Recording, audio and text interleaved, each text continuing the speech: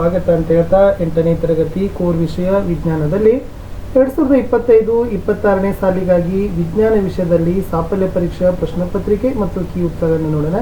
ವಿಡಿಯೋನ like share ಹಾಗೂ subscribe ಮಾಡೋದನ್ನು ಮಾತ್ರ ಮರೆಯದಿರಿ ಅಂತ ಹೇಳ್ತಾ, ಸೊ ಎಲ್ಲ ವಿಷಯಗಳಲ್ಲಿನೂ ಕೂಡ ನಾವು ನಿಮಗೆ ಪೋಸ್ಟ್ ಟೆಸ್ಟ್ ಅಂದರೆ ಸಾಫಲ್ಯ ಪರೀಕ್ಷಾ ಪ್ರಶ್ನೆ ಮತ್ತು ಕೀ ಉತ್ತರಗಳನ್ನು ಪೋಸ್ಟ್ ಮಾಡ್ತಾನೆ ಇದ್ದೀವಿ. ಅವುಗಳನ್ನು ಹೋಗಿ ನೋಡಿ ಅಂತ ಹೇಳ್ತಾ ಈ ವಿಡಿಯೋವನ್ನು ಪ್ರಾರಂಭಿಸ್ತೀನಿ. ಸೊ ಮೊದಲ ಪ್ರಶ್ನೆ ಇತ್ತು ಸ್ನೇಹಿತರೆ, ಸಹಜೀವನ ಮತ್ತು ಕೊಳೆತಿನಿಗಳಿಗೆ ಉದಾಹರಣೆ ಕೊಡಿ ಅಂತ ಕೇಳಿದ್ದಾರೆ. ಸೊ ಯಾವುದಾದ್ರೂ ಉದಾಹರಣೆಗಳನ್ನು ಕೊಡದಿದ್ದರೆ ಸೊ ಕಲ್ಲು ಹೂ ಬರಿಬೋದು, ಏಡಿ ಮತ್ತು ಸಮುದ್ರ ಕಮಲ ಇವೆಲ್ಲವುಗಳು ಕೂಡ ಸಹಜೀವನವಾಗಿ ಜೀವನವನ್ನು ನಡೆಸ್ತಕ್ಕಂಥ ಜೀವಿಗಳಿಗೆ ಉದಾಹರಣೆ ಅಂತ ನಾವೇನು ಮಾಡ್ಬೋದು ಫ್ರೆಂಡ್ಸ್, ಬರಿಬೋದು. ಮುಂದಿನ ಪ್ರಶ್ನೆಗೆ ಹೋಗೋಣ. ಪ್ರಶ್ನೆ ಸಂಖ್ಯೆ 2. ಎಸ್, ನಮ್ಮ ದೇಹದಲ್ಲಿ ಇಟ್ ಮೀನ್ಸ್ ಜೀರ್ಣಕ್ರಿಯೆಯಲ್ಲಿ ಲಾಲಾರಸದ ಕಾರ್ಯವೇನು ಅಂತ ಕೇಳಿದ್ದಾರೆ. ಸೊ ಲಾಲಾರಸ ಏನೆಲ್ಲ ಕಾರ್ಯವನ್ನು ನಿರ್ವಹಿಸ್ತದೆ ಅಂತ ಕೇಳಿದರು. ಸೊ ಸರಿಯಾದ ಉತ್ತರ ಏನಾಗ್ತದಪ್ಪ ಅಂತಂದ್ರೆ, ಪಿಷ್ಟವನ್ನು ಸಕ್ಕರೆಗಳನ್ನಾಗಿ ಪರಿವರ್ತಿಸ್ತದೆ ಅನ್ನೋದನ್ನು ಏನು ಮಾಡಬೇಕಾಗಿತ್ತು ಫ್ರೆಂಡ್ಸ್, ನೀವು ಬರೆದ್ರೆ ಸೊ ಖಂಡಿತವಾಗಿ ನಿಮಗೆ ಅಂಕಗಳನ್ನು ಕೊಡ್ತಾರೆ. ಮುಂದಿನ ಪ್ರಶ್ನೆ, ನಿಷೇಚನ ಎಂದರೇನು ಅಂತ ಕೇಳಿದ್ದಾರೆ. ಸೊ ಯಾವುದಕ್ಕೆಲ್ಲ ನಿಷೇಚನ ಅಂತ ಹೇಳ್ತೀರಿ ಅಂತ ಕೇಳಿದ್ದಾರೆ. ಸೊ ನಿಷೇಚನ ಅಂದರೆ ಏನಪ್ಪ ಅಂತಂದರೆ, ಪುರುಷ ಲಿಂಗಾಣು ಮತ್ತು ಸ್ತ್ರೀ ಲಿಂಗಾಣುಗಳು ಸಂಯೋಗವಾಗುವ ಪ್ರಕ್ರಿಯೆಗೆ ಏನು ಮಾಡ್ತಾರಪ್ಪ ಅಂತಂದರೆ, ಸೊ ನಿಮಗೆ ನಿಷೇಚನ ಅಂತಕ್ಕದ್ದನ್ನು ಏನು ಮಾಡ್ತಾರೆ, ಕರೀತಾರೆ ಅಂತಕ್ಕದ್ದನ್ನು ನೀವೇನು ಮಾಡಬೇಕಿತ್ತು, ಬರಿಬೇಕಿತ್ತು. ಇಟ್ ಮೀನ್ಸ್ ಪುರುಷ ಲಿಂಗಾಣು ಮತ್ತು ಸ್ತ್ರೀಲಿಂಗಾಣು ಎರಡೂ ಸಂಯೋಗವಾಗುವ ಕ್ರಿಯೆ ನಿಷೇಚನ. ನೆಕ್ಸ್ಟ್ ಪ್ರಶ್ನೆ, ಬೀಜಕಗಳ ಉತ್ಪತ್ತಿಯಿಂದ ಉಂಟಾಗುವ ಸಂತಾನೋತ್ಪತ್ತಿಗೆ 2 ಉದಾಹರಣೆಗಳನ್ನ ಕೊಡ್ರಿ ಅಂತ ಕೇಳಿದ್ದಾರೆ. ಸೊ ಇದರದ್ದು ಸರಿಯಾಗಿರ್ತಕ್ಕಂಥ ಉತ್ತರ ಏನಾಗಿತ್ತಪ್ಪ ಅಂತಂದರೆ, ಬೀಜಕಗಳ ಉತ್ಪತ್ತಿಯಿಂದ ಉಂಟಾಗುವ ಸಂತಾನೋತ್ಪತ್ತಿ ಕ್ರಿಯೆಗೆ ಶಿಲೀಂಧ್ರಗಳನ್ನು ಕೊಡ್ಬೋದು, ಹಾವಸ್ಯ ಸಸ್ಯ, ಜರಿ ಸಸ್ಯಗಳನ್ನು ನಾವೇನು ಮಾಡ್ಬೋದು, ಇದಕ್ಕೆ ಉದಾಹರಣೆಗಳಾಗಿ ಕೊಟ್ಟರೆ ಸೊ ಪ್ರಶ್ನೆ ಉತ್ತರ ಸರಿ ಆಗ್ತದೆ. ಇನ್ನು ಮುಂದಿನ ಪ್ರಶ್ನೆ ಏನಾಗಿತ್ತಪ್ಪ ಅಂತಂದರೆ, ಎಸ್, ಕಾಡುಗಳಲ್ಲಿನ ಸಸ್ಯವರ್ಗದ ವೈವಿಧ್ಯತೆಯನ್ನು ವಿವರಿಸಿರಿ ಅಂತ ಕೇಳಿದ್ದಾರೆ. ಸೊ ಕಾಡಿನಲ್ಲಿ ಬಹಳಷ್ಟು ರೀತಿಯಾಗಿರ್ತಕ್ಕಂಥ ಸಸ್ಯ ವೈವಿಧ್ಯತೆಗಳಿರ್ತವೆ. ಸೊ ಆ ಸಸ್ಯ ವೈವಿಧ್ಯತೆಯನ್ನು ನೀವೇನು ಮಾಡಬೇಕಾಗಿತ್ತಪ್ಪ ಅಂದರೆ ಯಾವ ಥರನಾಗಿ ಬರಿತೀರಿ ಅದರ ಡೆಫಿನೇಷನ್ ಅಂತ ಕೇಳಿದರು. ಸೊ ಇಲ್ಲಿ ಸಸ್ಯವರ್ಗದಲ್ಲಿನ ಜೀವ ವೈವಿಧ್ಯತೆ ಅಂದರೆ ಅವು ಎತ್ತರವಾದ ದೈತ್ಯ ಮರಗಳು ಹೊಂದಿರ್ತವೆ, ಪೊದೆಗಳಿರ್ತವೆ, ಹುಲ್ಲಿನ ಸಸ್ಯವರ್ಗಗಳಿರ್ತವೆ, ಗಿಡಮೂಲಿಕೆಗಳಿರ್ತವೆ. ಸೊ ಇದನ್ನು ನೀವು ಬರಿಬೋದಿತ್ತು.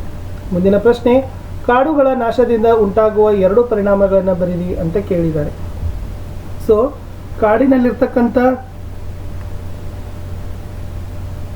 ಕಾಡುಗಳ ನಾಶದಿಂದ ಉಂಟಾಗುವ 2 ಪರಿಣಾಮಗಳಂತಂದರೆ, ಅದರಲ್ಲಿ ಫಸ್ಟ್ ಒಂದು ನಾವೇನು ಬರೀಬೋದು, ಕಾಡು ಪ್ರಾಣಿಗಳ ಆವಾಸ ನಾಶವಾಗ್ತದೆ, ಆಹಾರಗಳನ್ನು ಕಳೆದುಕೊಳ್ಬೇಕಾಗ್ತದೆ, ಮಣ್ಣು ಸಡಿಲವಾಗಿ ಮಣ್ಣಿನ ಸವಕಳಿ ಉಂಟಾಗ್ತದೆ, ಪ್ರವಾಹ ಉಂಟಾಗ್ತದೆ, ವಾತಾವರಣದಲ್ಲಿ CO2 ಪ್ರಮಾಣ ಕೂಡ ಹೆಚ್ಚಾಗ್ತದೆ ಅನ್ನೋದನ್ನು ನೀವೇನು ಮಾಡಬೇಕಾಗಿತ್ತು, ಬರಿಬೇಕಿತ್ತು. ಮುಂದಿನ ಪ್ರಶ್ನೆ, ಲಿಟ್ಮಸ್ ಕಾಗದವನ್ನು ಬಳಸಿ ಆಮ್ಲ ಮತ್ತು ಪ್ರತ್ಯಾಮ್ಲವನ್ನು ಹೇಗೆ ಪತ್ತೆ ಹಚ್ಚಬಹುದು ಅಂತ ಕೇಳಿದ್ದಾರೆ. ವೆರಿ ಸಿಂಪಲ್ ಅದ. ಈ ಆಮ್ಲ ನೀಲಿ ಲಿಟ್ಮಸನ್ನು ಏನು ಮಾಡ್ತದಪ್ಪ ಅಂತಂದ್ರೆ ಕೆಂಪು ಬಣ್ಣಕ್ಕೆ ಬದಲಾಯಿಸ್ತದೆ, ಪ್ರತ್ಯಾಮ್ಲ ಕೆಂಪು ಲಿಟ್ಮಸನ್ನು ನೀಲಿಯಾಗಿ ಬದಲಾಯಿಸ್ತದೆ ಅಂತ ಬರೆದ್ರೆ ಸಾಕು. ಮುಂದಿನ ಪ್ರಶ್ನೆ, ತಟಸ್ಥೀಕರಣ ಅಂದರೆ ಏನು? ಸೊ ಯಾವುದಕ್ಕೆ ತಟಸ್ಥೀಕರಣ ಕ್ರಿಯೆ ಅಂತೀರಂದರೆ, ಆಮ್ಲ ಪ್ರತ್ಯಾಮ್ಲದೊಂದಿಗೆ ವರ್ತಿಸ್ತದೆ, ಅದು ಲವಣ ಮತ್ತು ನೀರನ್ನು ಉತ್ಪತ್ತಿ ಮಾಡ್ತಕ್ಕಂಥ ಕ್ರಿಯೆಯನ್ನು ಏನಂತ ಕರಿತೀವಪ್ಪ ಅಂತಂದರೆ ತಟಸ್ಥೀಕರಣ ಕ್ರಿಯೆ ಅಂತ ಕರಿತೀವಿ ಅಂತಕ್ಕದ್ದನ್ನು ಇತ್ತು. ಆಮ್ಲ ಪ್ರತ್ಯಾಮ್ಲದೊಂದಿಗೆ ವರ್ತಿಸಿ ಲವಣ ಮತ್ತು ನೀರನ್ನು ಉತ್ಪತ್ತಿ ಮಾಡೋ ಕ್ರಿಯೆ ತಟಸ್ಥೀಕರಣ ಕ್ರಿಯೆ. ಇನ್ನು ಮುಂದಿನ ಪ್ರಶ್ನೆಗೆ ಹೋಗ್ತೀನಿ. ಪ್ರಶ್ನೆ ಸಂಖ್ಯೆ 9. ರಾಸಾಯನಿಕ ಬದಲಾವಣೆ ಎಂದರೇನು ಅಂತ ಕೇಳಿದ್ದಾರೆ. ಸೊ ಯಾವುದಕ್ಕೆಲ್ಲ ರಾಸಾಯನಿಕ ಬದಲಾವಣೆ ಅಂತಾರೆ ಅಂತ ಕೇಳಿದ್ದಾರೆ.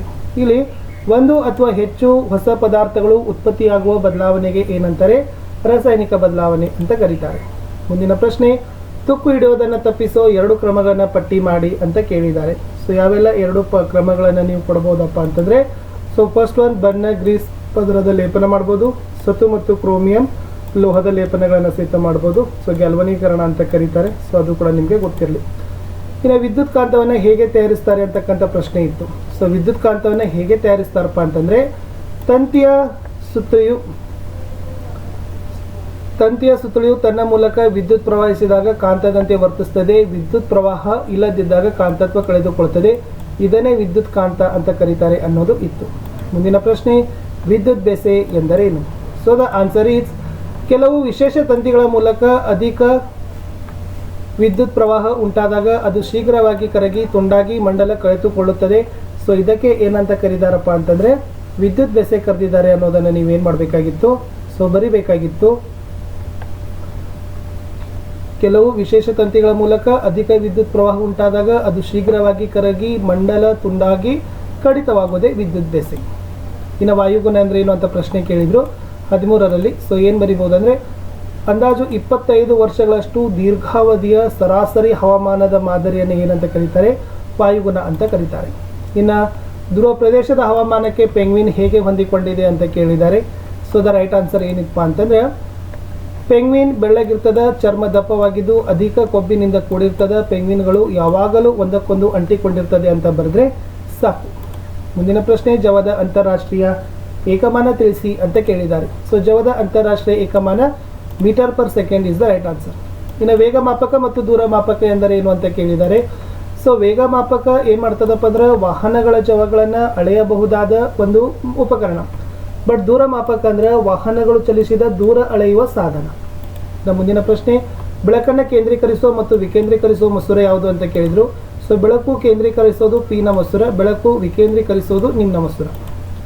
ಇನ್ನು ದರ್ಪಣಗಳ 2 ಉಪಯೋಗಗಳನ್ನು ಬರಲಿಕ್ಕೆ ಕೇಳಿದ್ರು. ಸೊ ದರ್ಪಣಗಳಲ್ಲಿ ದಂತವೈದ್ಯರು ಟಾರ್ಚ್ಗಳು, ಕಾರ್ ಸ್ಕೂಟರ್ನ ಮುಂಭಾಗದ ದೀಪಗಳಲ್ಲಿ ನಿಮ್ನ ದರ್ಪಣವನ್ನು ಬಳಸ್ತಾರೆ. ವಾಹನಗಳ ಪಾರ್ಶ್ವ ದರ್ಪಣಗಳಲ್ಲಿ ಸಹಿತ ಪಿನ ದರ್ಪಣವನ್ನು ಬಳಸ್ತಾರೆ ಅನ್ನೋದು ಗೊತ್ತಿರಲಿ. ಇನ್ನು ಬೆಳಕಿನ ಪ್ರತಿಫಲನ ಅಂದರೆ ಏನು ಅಂತ ಕೇಳಿದ್ರು. ಸೊ ಬೆಳಕಿನ ಪ್ರತಿಫಲನ ಅಂದರೆ ದರ್ಪಣದಿಂದಾಗುವ ಬೆಳಕಿನ ದಿಕ್ಕಿನ ಬದಲಾವಣೆಯನ್ನು ನಾವು ಬೆಳಕಿನ ಪ್ರತಿಫಲನ ಅಂತ ಕರಿತೀವಿ. ಲಾಸ್ಟ್ ಕ್ವಶನ್, ಬಿಳಿ ಬಣ್ಣದಲ್ಲಿರುವ 7 ಬಣ್ಣಗಳನ್ನು ಕೇಳಿದ್ರು. ಇದನ್ನು ವಿಬ್ ಗಯಾರ್ ಅಂತ ನೀವು ಏನು ಮಾಡ್ರಪ್ಪ ಅಂದರೆ ನೆನಪಿಟ್ಕೊಡ್ರಿ. ಸೊ ಏನು ಬರಿಬೋದು? ನೇರಳೆ, ಬೂದು, ನೀಲಿ, ಹಸಿರು, ಹಳದಿ, ಕಿತ್ತಳೆ ಮತ್ತು ಕೆಂಪು ಅಂತ ಬರೆದ್ರೆ ಸಾಕು. ಇಷ್ಟು ಏನಾಗಿರ್ತದಪ್ಪ ಅಂದರೆ ಬಿಳಿ ಬಣ್ಣದಲ್ಲಿರ್ತಕ್ಕಂಥ 7 ಬಣ್ಣಗಳು. ಇಷ್ಟಿತ್ತು ಸ್ನೇಹಿತರೆ 7ನೇ ತರಗತಿಯ ವಿಜ್ಞಾನದಲ್ಲಿ ಸೇತುಬಂಧ ಸಾಧನಾ ಪರೀಕ್ಷಾ ಪ್ರಶ್ನೆ ಪತ್ರಿಕೆ. ಸೊ ಕೀ ಉತ್ತರದೊಂದಿಗೆ ಕೊಟ್ಟಿದ್ದೀನಿ. ವಿಡಿಯೋನ ಲೈಕ್, ಶೇರ್ ಹಾಗೂ ಸಬ್ಸ್ಕ್ರೈಬ್ ಮಾಡೋದನ್ನು ಮಾತ್ರ ಮರೆಯದಿರಿ. ನಿಮ್ಮ ಒಂದು ಲೈಕ್, ನಿಮ್ಮ ಒಂದು ಶೇರ್ ನನಗೆ ಬಹಳಷ್ಟು ಮೋಟಿವೇಶನನ್ನು ತಂದು ಕೊಡ್ತದ ಅಂತ ಹೇಳ್ತಾ ಇಲ್ಲಿಯವರೆಗೆ ತಾವೆಲ್ಲರೂ ಕೂಡ ವಿಡಿಯೋ ವೀಕ್ಷಿಸಿದ್ದಕ್ಕಾಗಿ ಧನ್ಯವಾದಗಳು. ನಮ್ಮ ವಾಟ್ಸಪ್ ಚಾನಲ್ ಅದ, ಟೆಲಿಗ್ರಾಮ್ ಗ್ರೂಪ್ ಅದ, ಲಿಂಕ್ ವಿಡಿಯೋದ ಡಿಸ್ಕ್ರಿಪ್ಷನ್ ಬಾಕ್ಸ್ನಲ್ಲಿ ಇಟ್ಟಿದ್ದೀನಿ. ಅವುಗಳಿಗೂ ಕೂಡ ಬಂದು ಜಾಯ್ನ್ ಆಗಿ. ಸೊ ವಿಡಿಯೋ ವಾಚ್ ಮಾಡಿದ್ದಕ್ಕೆ ಮತ್ತೊಮ್ಮೆ ಧನ್ಯವಾದಗಳು ಅಂತ ಹೇಳ್ತಾ, ಸೊ ಖಂಡಿತವಾಗಿ ತಾವುಗಳು ಏನು ಮಾಡಿ ಅಂತಂದರೆ ಆ ಗ್ರೂಪ್ಗಳಿಗೆ ಜಾಯ್ನ್ ಆಗಿ. ಸೊ PDF ತಾವು ಏನು ಮಾಡ್ಬೋದು, ಅಲ್ಲಿ ಈಸಿಯಾಗಿ ಆಕ್ಸೆಸ್ಗಳನ್ನು ಮಾಡ್ಬೋದು. ಸೊ ಸಿಗ್ತೀನಿ. ಬಾಯ್. ಬೇರೆ ಎಲ್ಲ ವಿಷಯಗಳಲ್ಲಿ ವಿಡಿಯೋಗಳಿದ್ದಾವೆ ನೋಡಿ.